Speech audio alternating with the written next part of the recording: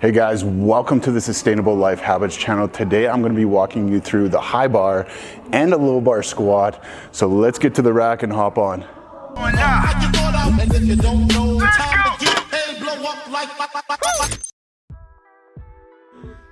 All right, you guys, so we're going to be going through, I'm going to explain the difference between a high bar and a low bar squat. Now it's very simple, however, these things are very different. So we have our bar, we have it set up.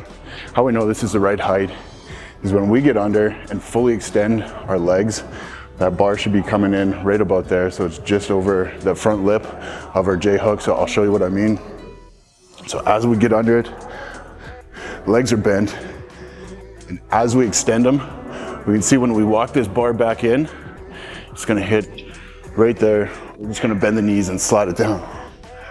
So what we don't want is we don't want where we're reaching with our toes and putting it in.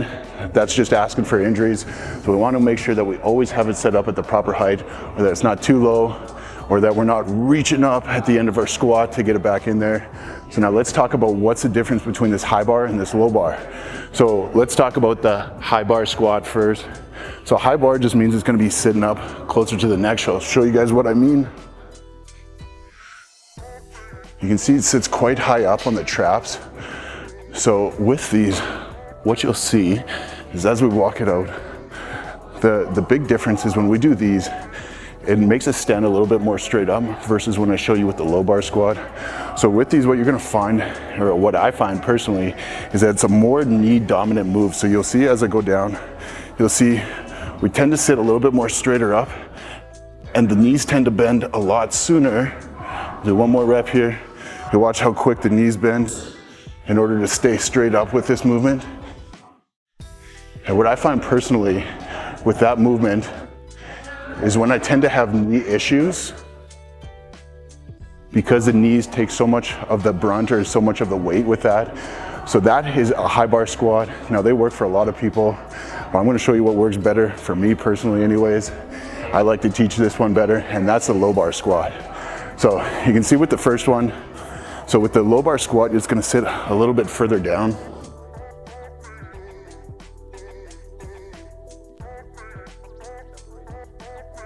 So we're just gonna extend that, walk that out. So now what I want you to do is just watch the hips versus the knees. So as we go through this movement, you'll see that a lot of the emphasis gets put on the knees as we're going down through that movement. And back up. Versus a lot of that knee bending was coming when we're doing the high bar. So again, with the low bar, you can actually see that the torso is actually leaned a little bit forward. With the high bar, we're sitting a little bit straighter up. With this one, we're actually leaned forward. So as we go down, that emphasis is coming from the hips. We're driving through the heels, getting nice and low, making sure that our hips are below our knees for our depth, and we're gonna push it right back up. And we're gonna do one last rep here.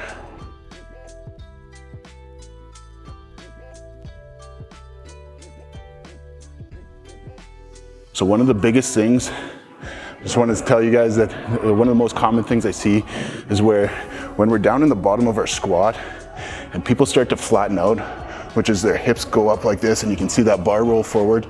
We don't want that. We want to keep this torso angle maintained and making sure that we go up level and that we're not flopping forward. And re-rack the bar, walk in, bend the knees, and that is it. All right, you guys, there you have your high bar squats, your low bar. What's the difference? Thanks for checking in. We'll catch you guys at the next one.